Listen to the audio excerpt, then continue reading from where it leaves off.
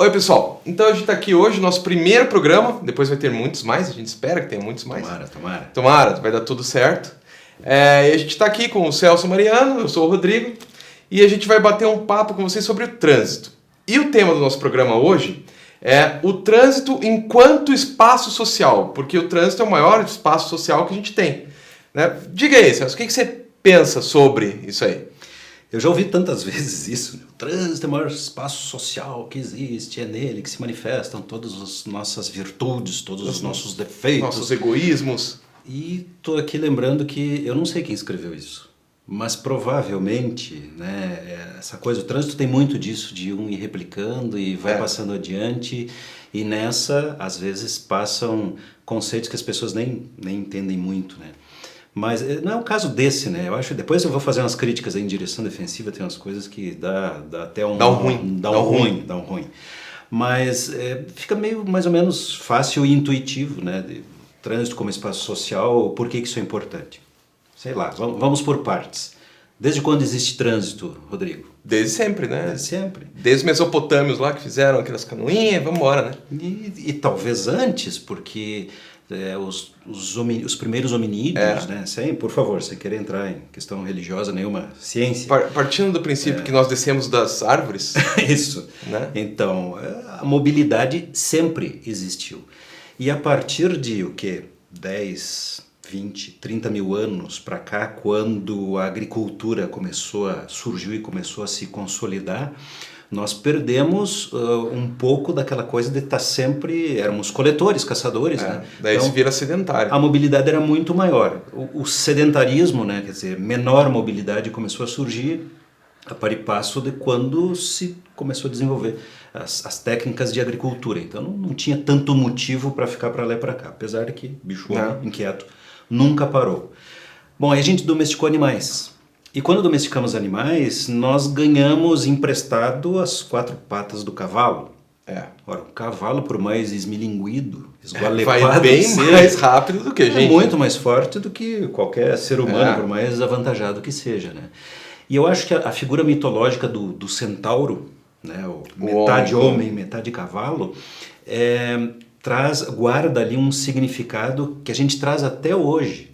Porque hoje, nos dias de hoje, a mobilidade motorizada, como conhecemos, que nos dá a força não só de um cavalo, mas de dezenas de cavalos, às vezes mais do que uma centena. Na Fórmula 1... É só você pegar uma Ferrari na frente, né? Como se eu tivesse pegado uma Ferrari na vida alguma vez. Eu também não. Ainda não. Mas vamos chegar lá.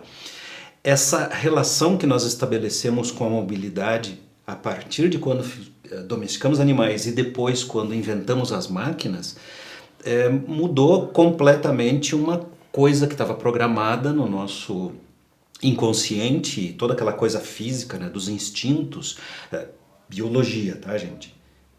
Como nós somos, quem nós somos como animais, tem um impacto que talvez ainda estejamos sofrendo, né? Quer dizer, no fundo, toda a história do trânsito como conhecemos, com o automóvel, com as máquinas, é muito recente. Isso é uma faísca na história da humanidade. Então, nós nunca tivemos tanta potência à nossa disposição. Nós nunca tivemos tanta possibilidade de desenvolver velocidade. E nunca tivemos tanto trânsito também. Claro, porque nós somos bichos sociais, a gente gosta de se amontoar em vilas, em cidades, em megalópolis, e a gente faz isso de forma cada vez mais intensa. E me parece, né, Rodrigo, você mais do meio acadêmico aí, pode me ajudar nisso, me parece que a gente tem feito isso, tem construído as nossas cidades cada vez de forma mais atabalhoada, desorganizada, sem o devido planejamento. E cada vez mais planejada para um carro, né? Quando vai botar um planejamento, planeja para o carro e não para a pessoa, né? Por quê? Porque essa coisa esse prazer absurdo, exagerado, potencializado dessa mobilidade motorizada, ela é muito sedutora. É muito difícil resistir a ela. Então, ao longo de décadas, as últimas décadas todas, né, acompanhando um século, um pouquinho mais de automóvel, foram otimizadas para isso, para uma cidade onde as pessoas vão se locomover de carro. Só que isso tem implicações de ordem econômica, social, cultural, todas, né? Que nem sempre são avaliadas como deveriam ser, né? Nós temos a capital do Brasil, talvez seja um dos maiores exemplos, né? Com todo o respeito, Niemeyer, Bulhões, enfim. Brasília foi uma cidade projetada, mas carro, construída para quem vai se locomover de carro. Andar a pé em Brasília é um não, sem falar que o sol, né? Que um suplício. O clima não favorece nada. Não favorece nem um pouco, né? Em Brasília, se você andar de carro... Né? A gente está no sul aqui é mais fresquinho. Se você andar de carro sem ar-condicionado, já morre. Imagina andar a pé. Né? Que daí você vai demorar mais tempo para chegar. É bem complicado. Se você pegar o texto lá, como é que é o nome do livro do H.G. Wells? É o Guerra dos Mundos. Então chegam os marcianos, né? Eles vão matar todo mundo e todo mundo foge de Londres. E esse livro é de 1898. Então o carro está começando. Aí tem o engarrafamento de carroças, cavalos e carros. E pessoas a pé, tudo junto. Todo mundo tentando sair de Londres porque os marcianos estão invadindo. Assim. No livro é muito legal de ver isso. Nos filmes não tem como, porque os filmes deram uma modernizada. Mas retrata uma situação que a gente hoje em dia está acostumado a ver com automóveis, né? Caminhões, ônibus, gente a pé, bicicleta. Ou qualquer feriado. Pega um feriado e resolva descer para a praia ou ir para algum ponto turístico. Pronto, você vai parar. Aliás, né, por que as pessoas deixam tudo para o feriado? Aliás, Rodrigo, claro, né? Vamos dizer, mas eu trabalho, eu só tenho folga no fim de semana. Feriado, então. Por trás disso, veja só, nós começamos falando do trânsito como espaço social.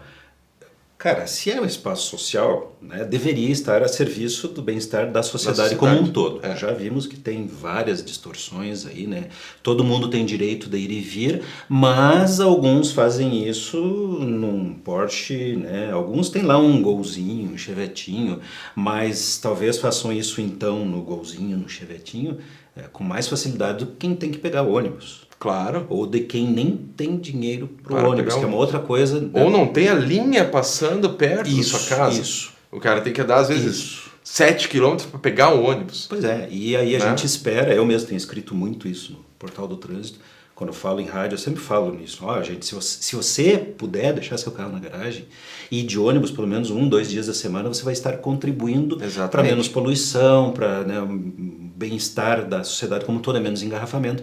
Mas nem sempre isso é fácil. Por quê? Porque quando nós pensamos esses nossos amontoamentos humanos, nós não levamos em consideração todos esses fatores. Sem contar o dinamismo, né? Porque a população cresce, daí a condição econômica... Tem uma certa violência também. Tem muita eu estava conversando com uma professora na faculdade que eu dou aula, e ela falou, olha, eu não venho de ônibus porque para eu descer 6 quadras, que não seria tanto, mas para eu descer 6 quadras às 10h45 da noite é complicado.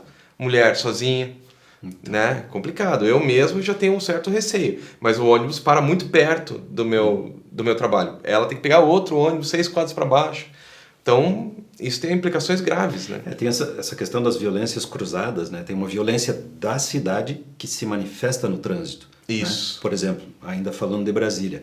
Brasília não tem passarela, mas em várias das vias rápidas tem túneis. Né? O túnel e mesmo a passarela muitas vezes beneficia o assaltante. Claro. Né? Porque se torna um brete, um espaço onde não tem o que fazer. Passa a ter controle e o pedestre, a vítima, no caso, não tem o que fazer. Não tem muito o que fazer. Então, é problema muito sério nas rodovias, as concessionárias todas sofrem muito com isso, porque ninguém quer ter os índices de acidente na sua área, lógico.